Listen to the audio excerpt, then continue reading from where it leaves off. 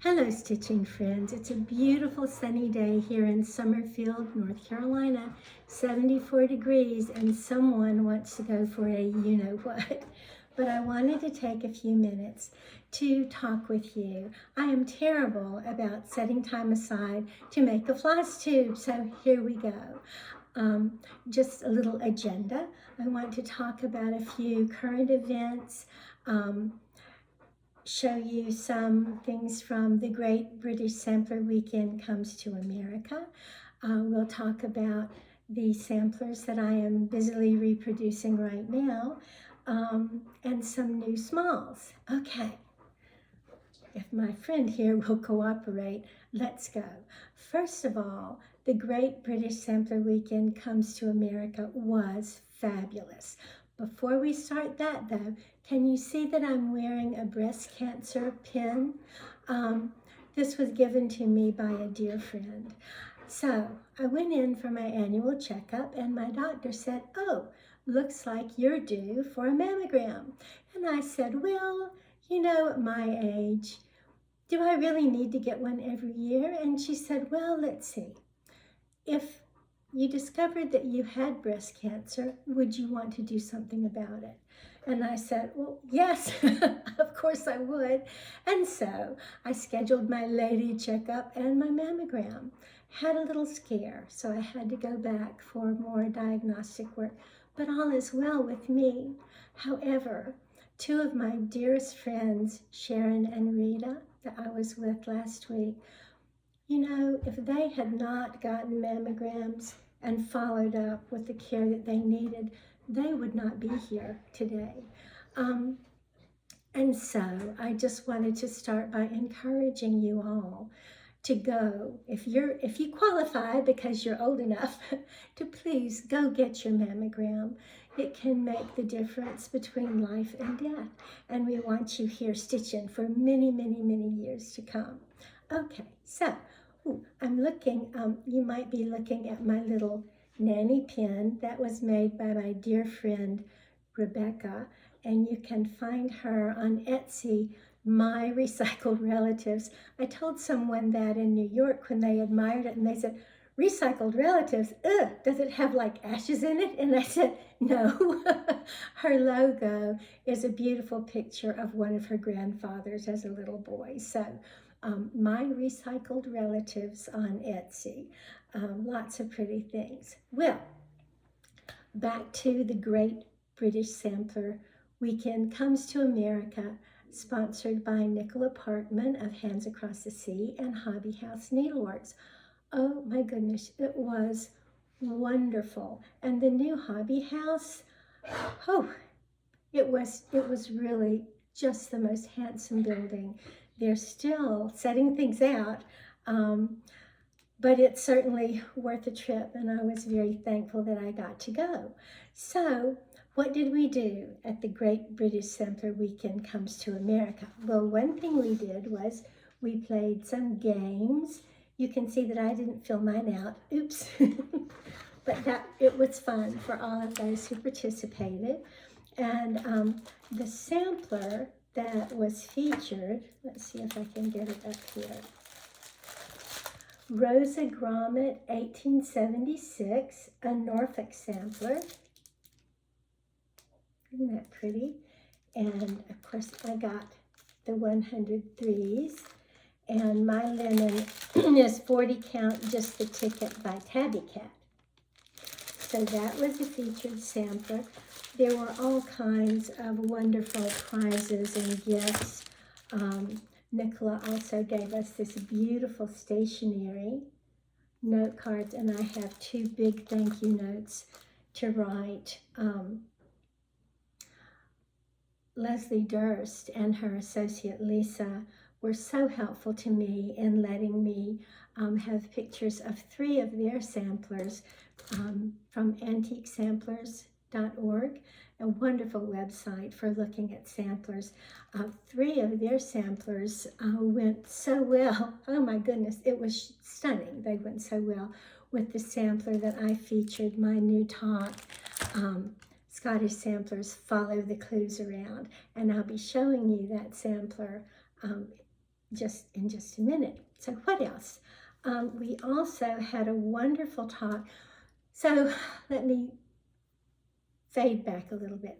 Nicola talked with us about samplers, English samplers and Scottish samplers, and the Channel Isles.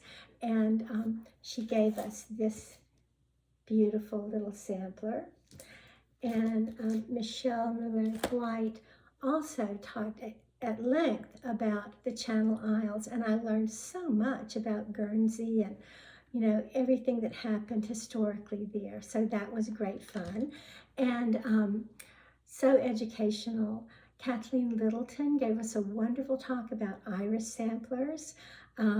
Ray Niles, she is something else. She gave a talk entitled, "What Were They Thinking?" about funny things that she has discovered on samplers, which was it was just delightful. And I talked about my Scottish sampler. I'll show you in a little bit. And my title is Follow the Clues. And we traipsed through history, Scottish history from, 1403 down to 1814. Which is the date of my sampler. Oh goodness, murder, mayhem, mistresses, children, illegitimate and legitimate, and just so much to cover. But everybody hung with me, and so that was fun. Some other things, Sue Hyde gave us this. Now, you know Sue, she is Minnie McBean's Needlework Fripperies on Etsy, and I count myself blessed to have found some of those. I'll show you in a little bit, but that was a beautiful pin that she gave to us. And my friend, people at tables and from all around give gifts, and I'll show you. Of course, I haven't finished the little sampler pin cushion that I made for everyone, but I'll show you the chart anyway. Ellen Chester was at my table, and she gave us this wonderful tin. She had actually gotten in England last year enough for the table and had carted them home. And my friend Terry Bailey McMillan gave me this beautiful covered notebook. So there were just so many lovely things going around. It was beautiful. Back to Hobby House. So I have two little oval sewing boxes that I take when I travel, but I really needed a larger one, and I had been saving up, and look what I did. This is a Winterbury box. It's an oval shaped box, and it's really a nice size. And I decided to buy it, and look what I did. Ooh. Sue gave me a crown that says Sissy inside. Let me see if I can hold this up to you. It's kind of a shocking pink inside. But I bought some of Sue's counting pins, and I also have some of my needle minders in here. And what else do I have? I put in other counting pins, some of my favorite scissors. Of course, there's some accentuate. Oops, some sparkly gold accentuate. How did that get in there? Those of you who know me know very well, you know that I do love a little sparkle in my smalls. And what else did I put in here? We were given this by Nicola for the Academy of Needlework, and I really thought I had one from last year in Swindon, but I'll be dadgum if I can find it. She had two in her little box, and I put in this queen. I don't know who it is. I think it was supposed to be Mary Queen of Scots. So I put that in there. And, oh, this is fun. So one of the things we learned how to do was, this is of the sampler, and it turns into a little ort box, and we had to fold it up. Of course, mine's coming all undone. But as a group project, we all took a plain sheet of paper And we folded it and made it into an Ort box. Isn't that cute? So I put that in there too. I'll have to refold it in a minute. And then I found some of these pretty pins from last year, the Great British Sampler Weekend. And what else do I have in here? Oh my goodness. So my friend Rebecca, I mentioned my recycled relatives. Look how pretty that is. It says Merry Christmas. And these scissors are fabulous. I ordered them recently. Of course, I can't read what they are, but they're wonderful scissors. I'll try and remember. If you want to know more, you can email me. And I have my new Dovo scissors, and this is something that Sue made that we could order that goes with the sampler weekend. So they had those at Hobby House. Isn't it beautiful? I love the way, I don't know if you can see this, but she has a little heart that says made with love on so many of her items. It's just beautiful. And let's see, this is another one made by my friend Rebecca. It says Stitch. And what else do I have in here? Oh, here's another one of Sue's beautiful scissors minders. And I have all kinds of things stuffed in the bottom of this. But I also wanted to tell you two other things that I recently learned. So my friend Rebecca, we were together with 20 others stitching friends in Sevierville, Tennessee in mid-September. And we came down the mountain and we stopped at so many beautiful places that are having such a terrible time right now in Asheville and Swannanoa. Just as an aside, one of my nieces and her family lives in Asheville, and they were without power, for weeks, and they did finally get water, which was a surprise because it was supposed to take longer, but then they don't live far from the hospital, so that was good. But anyway, we on the way up, we stopped, Rebecca, Deb, and I stopped at Biltmore Village and ate at Well Bread Cafe, and it was charming and delicious. And of course, Biltmore Village was hit quite hard by the flood. Biltmore, the Biltmore estate has been closed to help with the community. The castle is okay, but a lot of trees were down on the farm and they're helping the community. But they will reopen on November 2nd. We had planned to go there for Christmas in Williamsburg and the Chihuly exhibit, but have changed those plans. But anyway, coming down, we stopped again at Well Bread near Sassy Jack's and had lunch there. And we went to Sassy Jack's, and Rebecca told me about these ball tip Easy Glide needles, which I had never used. You all have probably used them plenty. Now what I found was I really prefer the regular tip needles to the ball tip for stitching. But, oh my gosh, so many of my items are self-lined. I'll show you a few in just a sec. And what we do is we surround them with nun stitch and pull them tightly so the holes show up. And then we join the pieces by sewing through the nun stitch holes. And this little ball tip point is wonderful for doing that. I really, that's going to be my first choice going forward. And while I was in New York, Becky told me about, I was stitching and my needle had bent, and she said, oh no. I said, dadgummit, I'll have to change needles. And she told me about colonial needles, colonial petites, and told me to get them from Truly in Stitching on Etsy. TRULYN, the number 2 stitching on Etsy. And I ordered some. She actually gave me one, and I really have enjoyed stitching with it.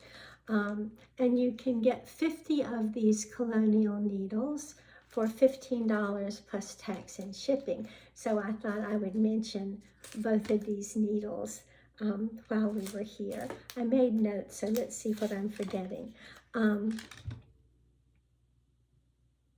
I think that's everything about that I wanted to tell you. We're going to get to some samplers in just a second, but oh, here's something else. So some of the people I met were Jersey Girl Stitch Company. Teresa and Anna Cuneo, Jersey Girl Stitch Company, and did I seriously just lose? Oh, here they are. Oh my gosh. Okay. Well, they're falling out of the ribbon. So remember that I made this little autumn sampler compendium. I love autumn.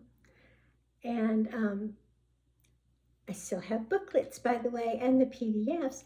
But look what I found at Sassy Jack's. Not Sassy Jack's, at Hobby House. Let me thread it back in because it looks so pretty in this ribbon. I'm going to have to put some something on the end of these so they aren't so slippery.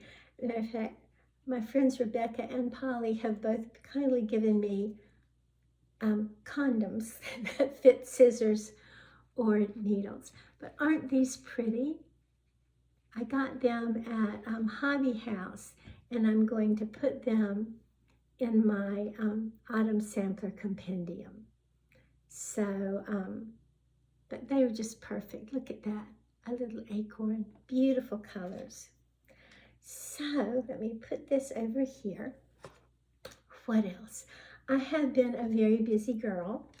Let's see if I can reach some of the things I wanted to show you. So as you know, I have a collection of antique sewing accessories, and this is one of them.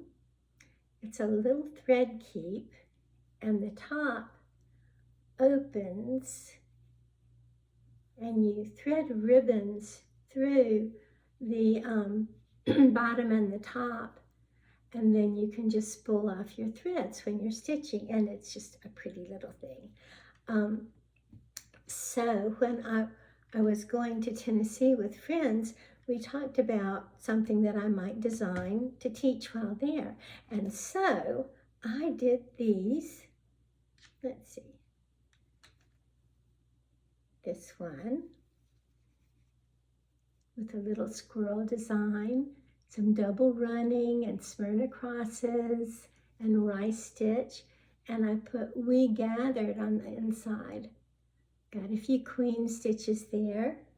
And then I had everything kitted up and taught this while we were in Tennessee.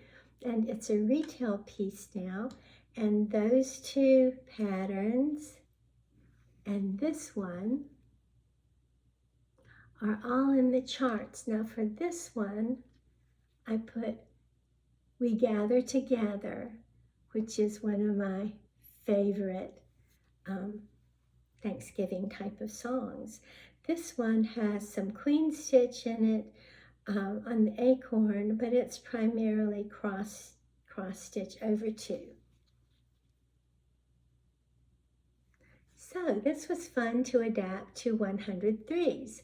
And my friend Christy sat beside me and stitched away on it while we were in Tennessee. And she said to be sure and remind everyone, if you're going to put spools in here that you'll actually use and not just decorate, be sure to loosen up the cap before you put the ribbons through. So anyway, so this is one new design. And you know, I love Christmas. And we have Halloween here in the States coming soon, and then Thanksgiving, and then Christmas. And so someone suggested, after they bought the Autumn Sampler Compendium, that I do a compendium for every season. And I thought, yay, because I was already working on this. This is a little needle book, Star of Wonder, Star of Light, And then I have a little sparkly um, lamb, and there's several road stars in these patterns. And the trees, it doesn't really sparkle well in pictures, but it has silver accentuate on it, and it looks like ice. And there's some fancy stitches on this one. And it goes beautifully with this Christmas, that's the Christmas Wishes needlebook. And this is a Christmas Wishes compendium. And both of these are self-lined.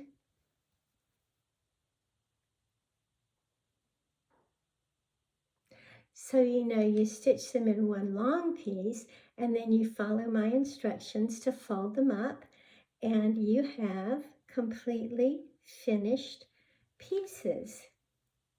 You don't need to bother with mitering corners of silk and having them not match as well as you wished, like always happens to me. These are completely self-lined. When you finish, you just fold and sew the nun stitches together along the edges, and you're all done. And so these are available in PDF formats and as charts on my website. I took some of all of these 3 designs up to Hobby House, and they sold out in a heartbeat. And they have a wish list, so I think they'll be ordering more soon. Another project that I have finished will be a teaching piece. Of course, any of my pieces, if you're with a group and you would like me to kit them up and teach them, on Zoom or in person, I'm happy to do that. I went to Buffalo a year or so ago and did a lecture and taught 3 different designs that were retail pieces. But do you remember my Ann Wilson Quaker medallion sampler? Well, look what I did. I took some of those patterns and I added that heart with my children and their spouses and my grandchildren's initials to it, and I made it into a sewing bag. Isn't that sweet? And to go with it, and of course that's a self-lined piece, I made a little needle book. So, looks like that, and then it folds up and the bow ties so it looks like this. Could also be a little scissors case if you have a little pair of scissors you'd like to use it for. But I've been asked to teach this in January, so that's available as a class piece. And I made this pattern and I took it to everyone in New York, and I'll be glad to include that with any chart sales if you would like it. It says, "Friends, multiply our joys and divide our sorrows." And I should have gotten one of the colored ones to show you. But on the back, it's called Friendship Math. And it just talks about the situation here in North Carolina after the hurricane and how important it is. Hurricanes, one hit so badly in North Carolina and the mountains of Tennessee. And as I wrote this, Tampa was hunkering down for another hurricane. And I realized how very precious friends are. We have troubled times here in America. We have an election going on right now. Oh my goodness. I voted the first day that was possible in North Carolina this week, but I am being hammered with ads from both Republican and the Democratic side, several a day. So I'll be glad when this is over. And some of the folks running are doing their best to divide us. In this very diverse country, I mean, just look at me, My English ancestors came here in the 1600s. The Scottish ones arrived in the 1700s. The Spanish ones arrived in the 1800s, and one of them married a young woman who had been raised as an orphan by the priests in a mission, and she was from the Pacific Coast Ohlone tribe.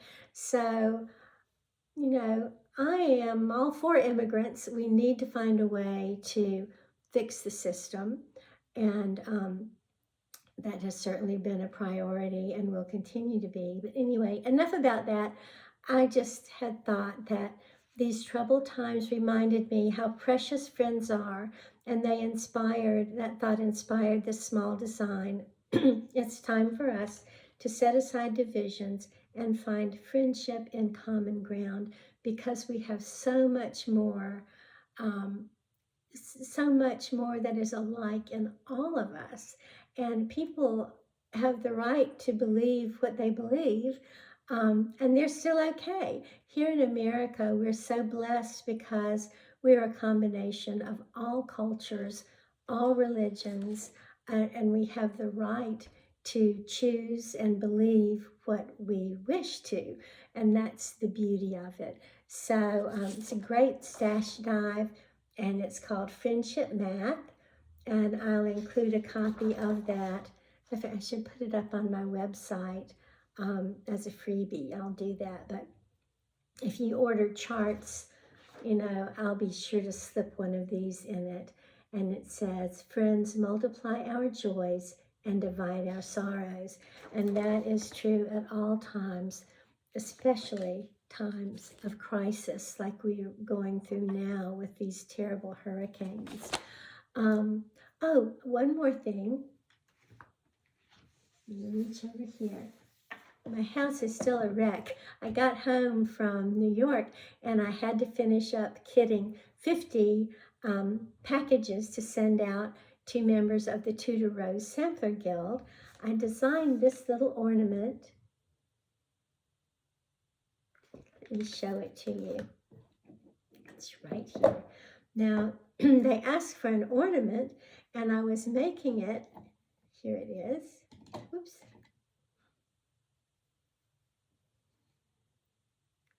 Isn't that sweet? And it opens. This is a self-lined project, and you can slip in a little gift or untie it and put a gift card or a gift in there. And I was doing that and I said, ooh, it's an ornament, but wouldn't it make a pretty little scissors minder? Now this one is on 40 count, my favorite, but of course if it's on 36 or 35 or 32 or 28, it will just be bigger. The design still works.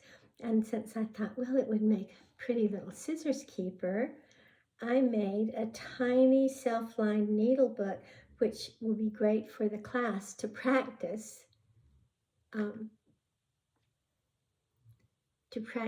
to do the nun stitches and join them.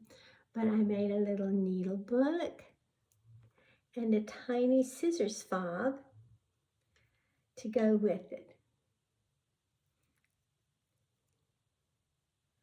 And we talk about pulled stitches and various items. I'm teaching the class on November 5th, which will certainly distract me from the election results that day.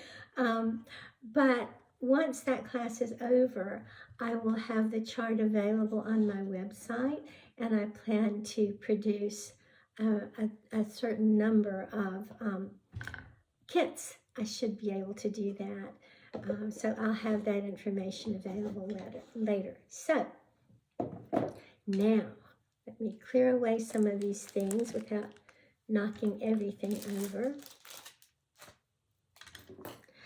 So, what am I working on now? Now that I've finished these 1, 2, 3, 4, 5 little projects, I am charting 2 samplers. Let me show you this one first. Let's see, hang on a second. So I'm going to show you two samplers, and then I'm going to show a sampler and tell you a sampler story. So hang on with me. Get this out of here. If you like Queen Stitch, that like I do, it's my favorite, you're going to love this.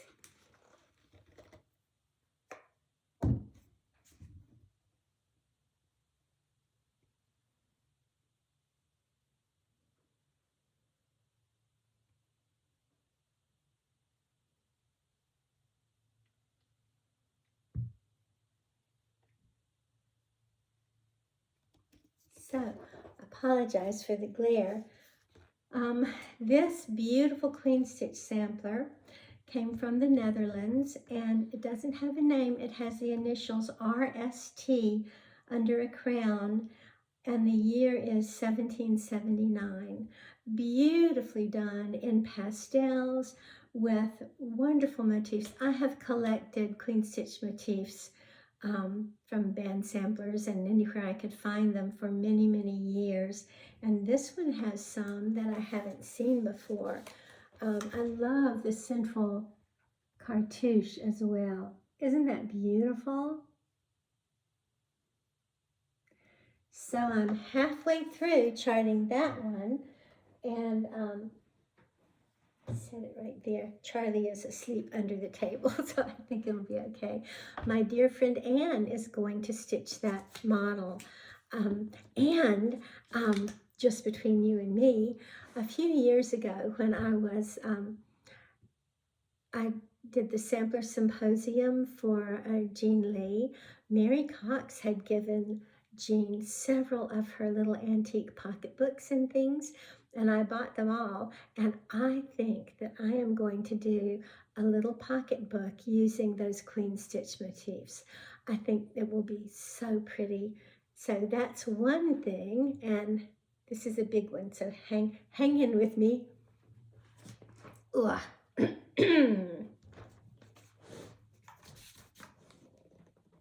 Excuse me. This is a magnificent Scottish sampler, the one that I built my Follow the Clues talk around in New York. It's a brand new lecture, and I'd be happy to share it with you and your group. So this is the sampler, another sampler that I'm currently reproducing. Let me set it over there. My friend Sharon is going to stitch that model, and she has promised to nag me every day to be sure I'm working on it. So, and with that particular one, you know, I love samplers and also smalls. I have actually designed a pin drum and a Scottish hold-all. When I was in Scotland, I saw, they're like housewives, but they call them hold-alls, which is easier to say, and so I've done a Scottish hold-all to go with that using motifs from that sampler. So what else? I know I'm leaving something out.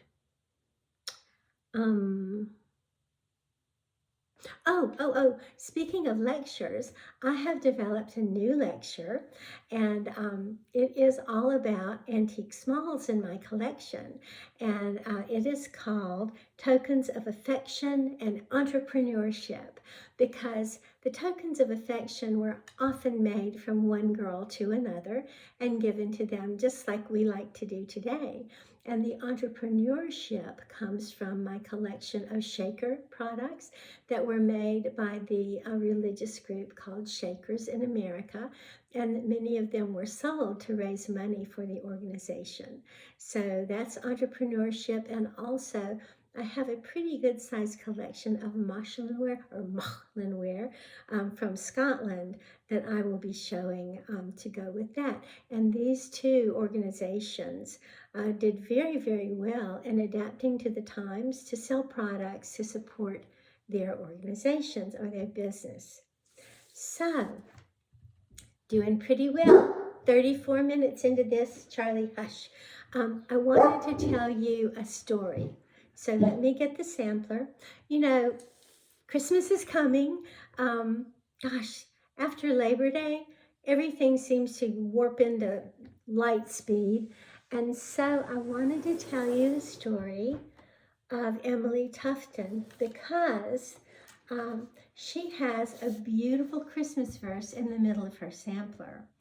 And it says, on Christmas, at the nativity of Christ our Lord, the angels did rejoice with one accord. Let Christians imitate them here on earth and keep, now I can't read it, and keep this feast with joy and civil mirth. The sampler is all done in cross stitch, except that particular verse is over one. So let me show it to you. But it's a beautiful sampler, Emily Tufton, and I'm going to tell you about her story. Here we go.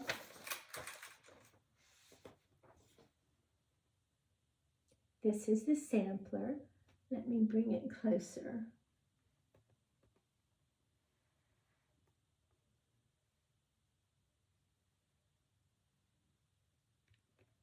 Well, that glare is not good, but I can't fuss about a beautiful day.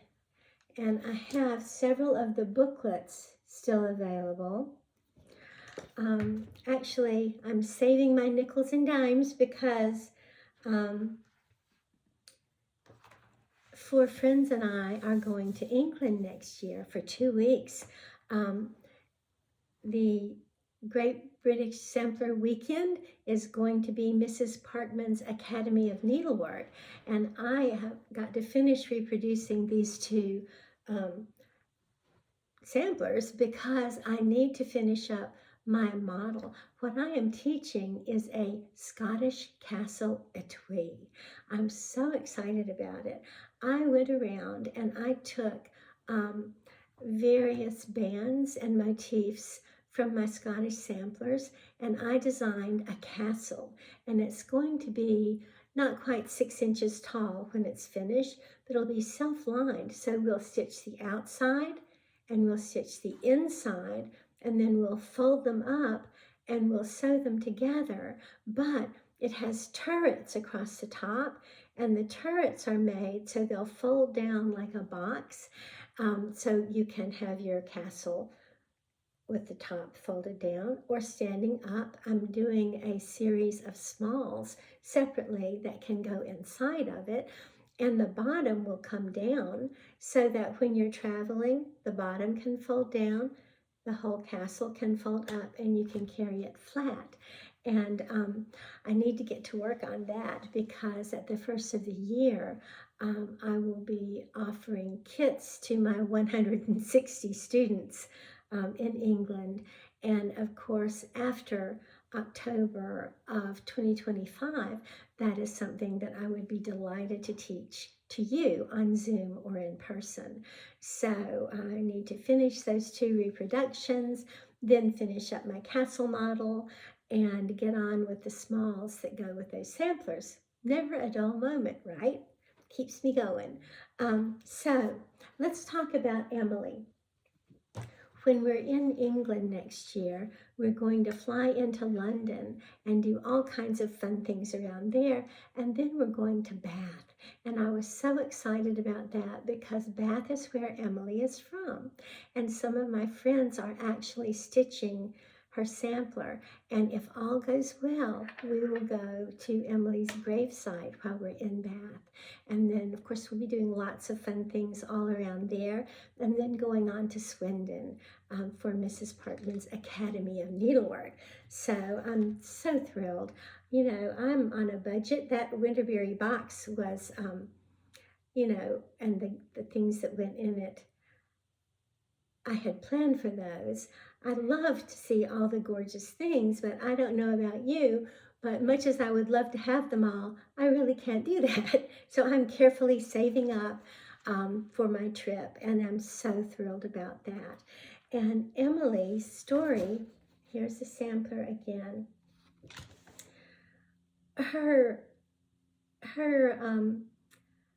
The verses, it's just very poignant to think about Emily and her life.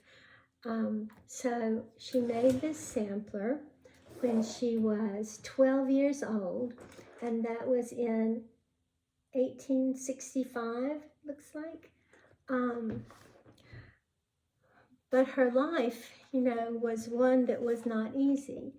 The verses on the sampler, all of them say, "Man did at first love God supreme, holy and just and free from blame, but when he touched the fatal tree, became a child of misery." And then the Christmas verse is, "On Christmas, at the nativity of Christ our Lord, the angels did rejoice with one accord. Let Christians imitate them here on earth and keep this feast with joy and civil mirth." Love that verse. And then the other verses say, "Seek virtue, and of that possessed, henceforth to God resign the rest." And then, "Contentment is a constant store. Desire what's fit and nothing more." So she has several beautiful, beautiful verses. Now, when Emily grew up, she married, and her last name was Britton. My research was complicated by the fact that Emily's maiden name and married last names are spelled several ways on historical records. Emily stitched her last name as Tufron on her 1865 sampler, but records show Tufton, Tuffton, Taffton, and Fufton, just to make it easy, right? Her married last name was Brittin, but was also spelled with an En and an On.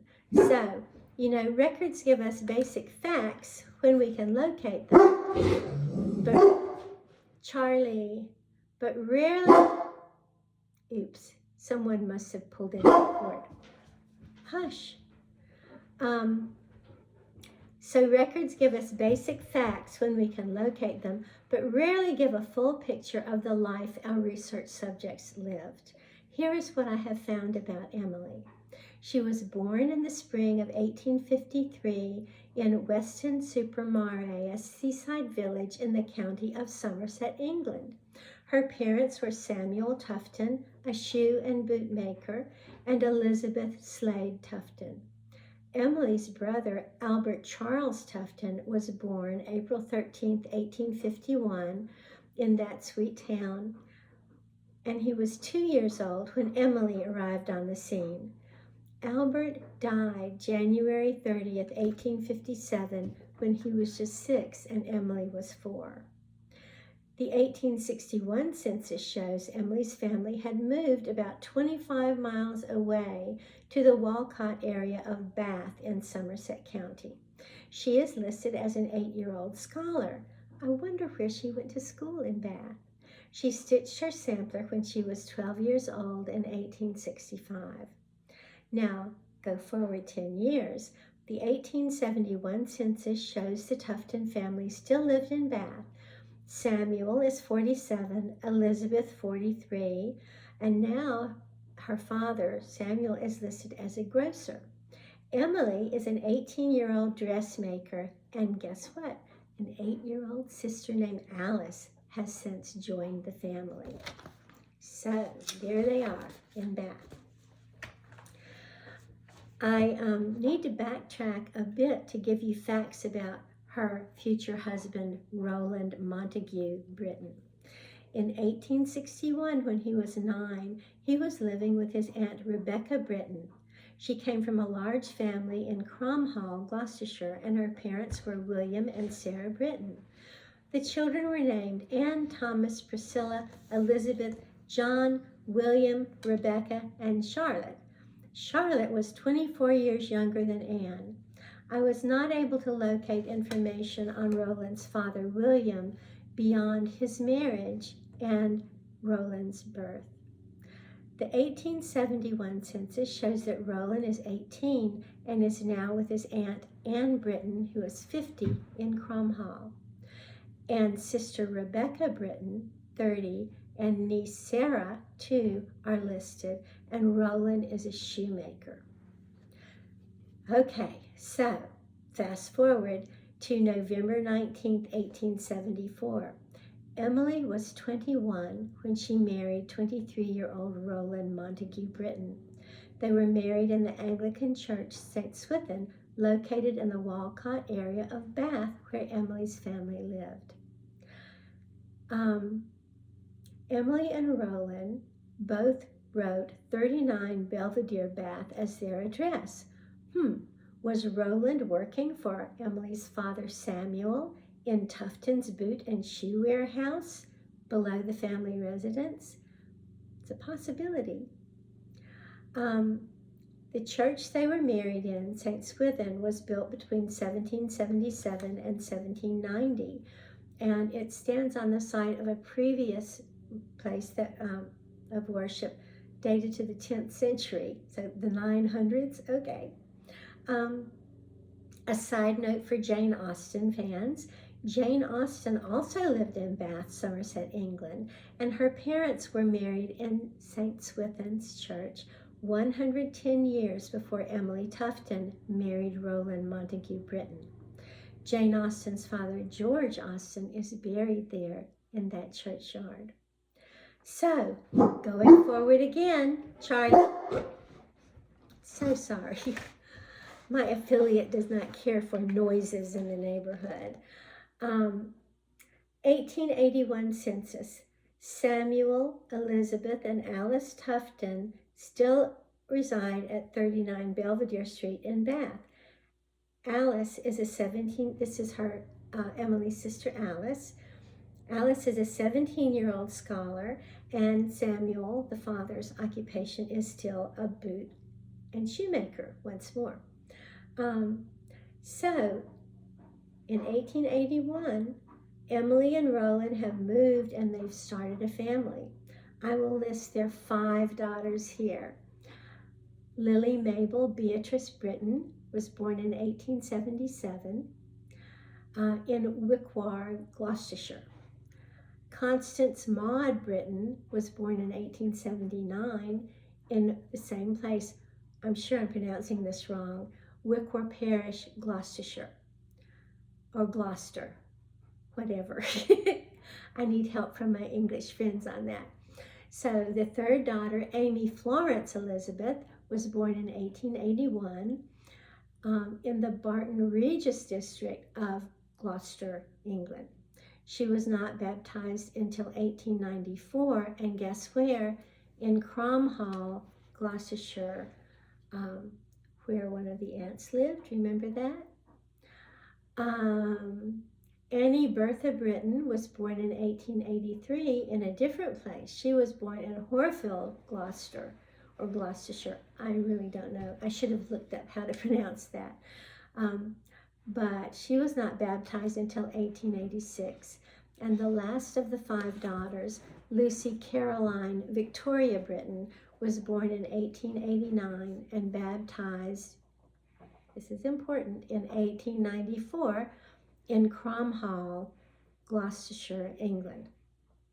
So, the 1881 census shows that Emily Britton, 28, that's our Emily Tufton Britton, is listed as head of household and mother.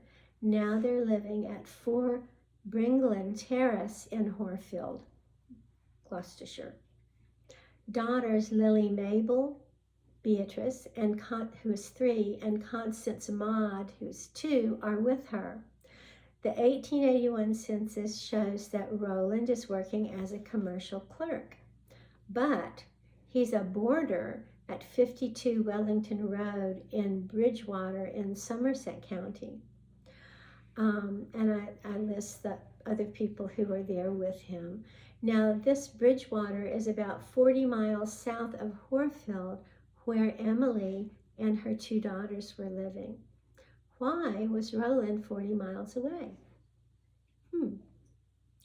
They were still together because in 1883, Annie Bertha Britton was born in Horfield, and Lucy was born in 1889, so maybe he was just working there, or just when the census came, that's where he was, but he went back home. Well, in 1885, Emily's little sister Alice married storekeeper Arthur Reuben Lane in Bath. She was 22, but sadly, Alice died a few months later, and she is buried in St. James Cemetery in Bath. Arthur married again 4 years later, and he and his wife Ada had 4 children over the years. And he is buried in the same cemetery as his wife Alice, who was Emily's little sister. Well, 1886, it looks like Emily's parents, Samuel and Elizabeth Tufton, moved from Bath to a new shop and residence in Bristol. The 1891 census records show that Emily and her husband and the 5 daughters were separated into 3 different homes. 1891, household number 1. Emily Tufton Britton is 38 years old, and she is a married boarder in the home of Julia Atwell in Barton Regis in Stapleton, Gloucestershire. So I won't go into all the details about the people that she was living with, but that residence is 15 miles away from Cromhall and 20 miles away from Bath. Well, I wondered why Emily was there and discovered that there's a family connection.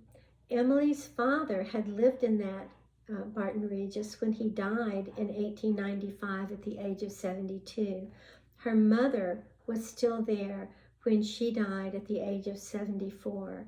So, could Emily have been in Barton Regis to be near her parents? I don't know. Maybe she was. Maybe she was helping take care of them. Had she separated from her husband is another question, because household number 2. In 1891, Emily's daughters, Lily Mabel Beatrice Britton, who was 13, and Constance Maud Britton, who was 11, were living with their father Roland's Aunt Charlotte Britton in her handsome boarding house at 15 Brock Street in Bath. Lily is a draper's apprentice, and Constance is a scholar. Well, what is a draper's assistant? I looked it up and found that this person is responsible for cutting the fabrics with patterns in a costume studio, assisting with fittings, and possibly learning the business. So she was 13 years old and was learning how to become a dressmaker, possibly.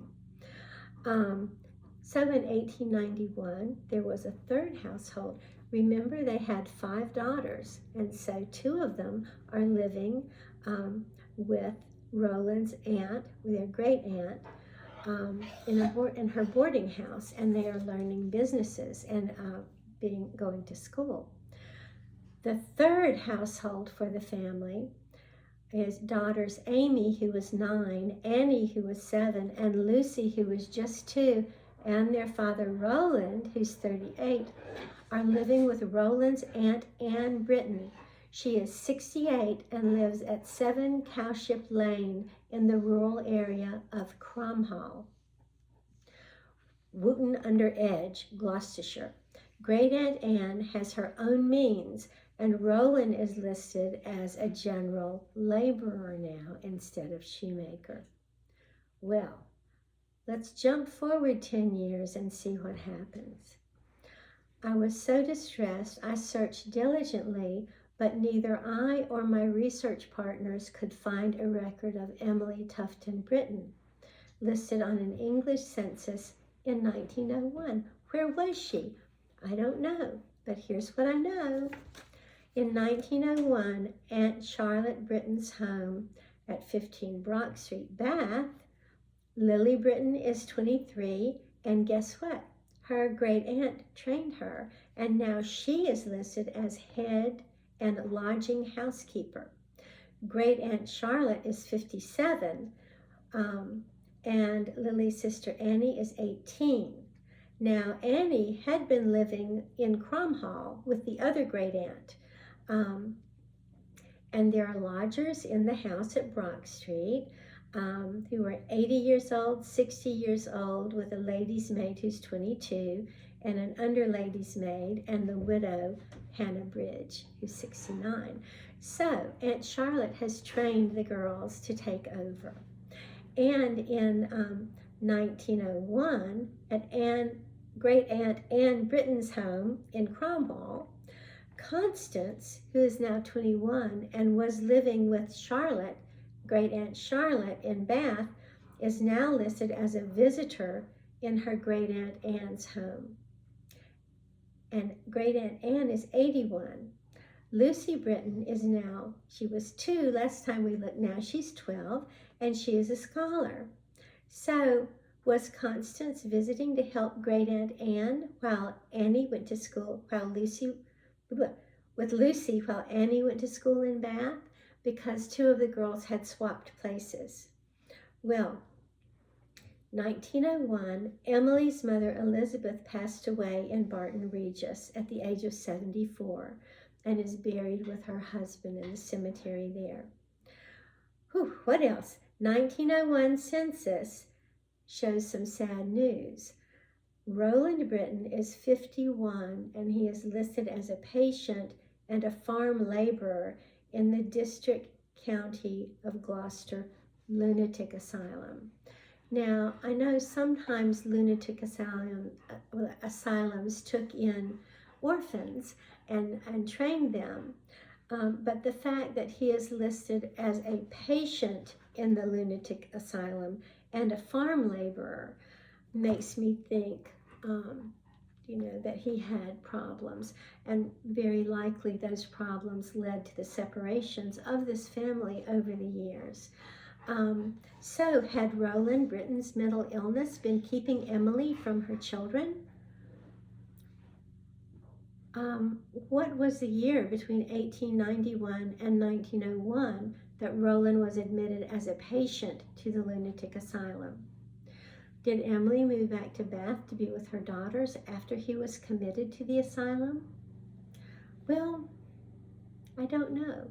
I could not find information on Emily Tufton Britton until her death. September 15th, 1903, Emily Tufton passed away. She had moved back to Bath from Barton Region since 1891. So I hope that she had been in touch with her children as they lived with his great aunts all of those years. And I hope that she was with them often when she moved back to Bath before her death. She is buried in a beautiful historic Locksbrook Cemetery in Lower Weston, Bath. And I hope that when I'm there next year, I will get to visit there with my friends. But here's some good news. I followed Emily's daughters down through the years, and here are a few of the life details I found. Lily Mabel Beatrice Britton was lodging housekeeper at Brock Street. She married Edward H. Pitcher in the winter of 1913 at the age of 35. She continued to run the boarding house for many years and was still living in Bath when she passed away at the age of 81 in 1958.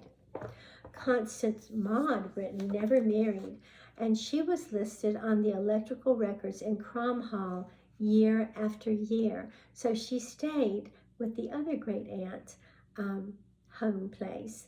She died in 1971 at the age of 92. Emily Florence Elizabeth Britton was elusive.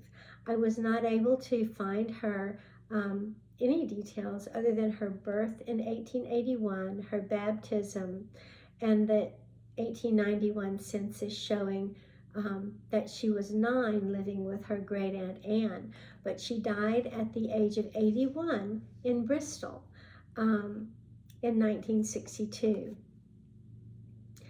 Annie Bertha Britton married George Fisher in 1911, And she and her husband are listed in the 1939 census with their 3 sons living in Thornbury, Gloucestershire.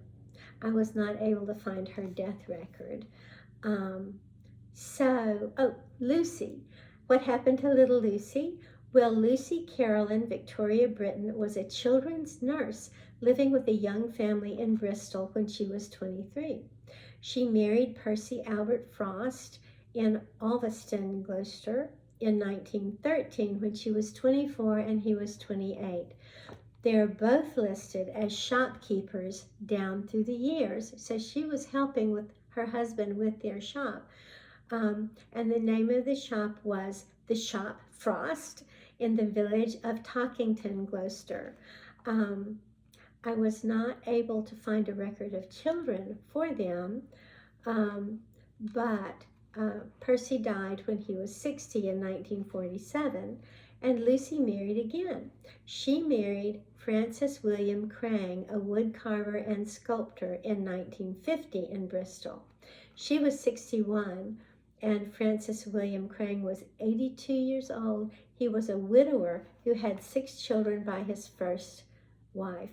And Lucy changed the name of her shop from the Shop Frost to the Shop Crang and continued on in Talkington. So, you know, I was so happy that I got to follow these children. Francis William Crang died in 1953 at the age of 85, and Lucy continued to keep her shop for many, many years until she died at the age of 92 in 1981. The sampler is still vibrant 158 years after she stitched it when she was 12. It hangs in my hallway above the unique shadow sampler that I found behind it when I had it reframed. And the shadow sampler was created as light passed through the stitching to the paper behind the sampler. So I hope you've enjoyed this story. I should have pulled down the shadow sampler for you, but here's a picture of it with the antique. The model is still in the attic. I need to get that back because it needs to go to Monica McCalla, who stitched it so beautifully. Let's see, what else? So I still have booklets available if you would like one. And I'm so happy that I got to tell you Emily's story. You know, when we research these antique samplers and the girls who stitch them, sometimes we can't find anything. Now, my Scottish samplers give me more hints, so I have a better possibility of finding those girls. But I am absolutely passionate about finding information about them. So often, we know very little about the girls who stitched these samplers we loved, except we still have the record that they existed because of the beautiful samplers. So, thank you for letting me be with you today. Again, you know, my website, Gentle Pursuit Designs, has all of the things that I have reproduced in my Creative Smalls in PDF form, and in many of them are still available as booklets or as charts. So, what can I say? It's autumn. I'll try to get back with you in November, but you know, I'm pretty sketchy about doing that. But I have some other things that I'm working on that I will be hopefully happy to show you. And this piece will be available after I teach the class November 5th. And I have a wonderful little idea for another ornament that maybe I can squeeze in between these reproductions. I'm going to Mesda, the Museum of Early Southern Decorative Arts, tomorrow to meet with Jenny Garwood about reproducing a sampler for them. So, so many happy things to do. May all of your blessings overflow onto others, and may you have lots of happy stitching between now and when I see you again. Bye-bye.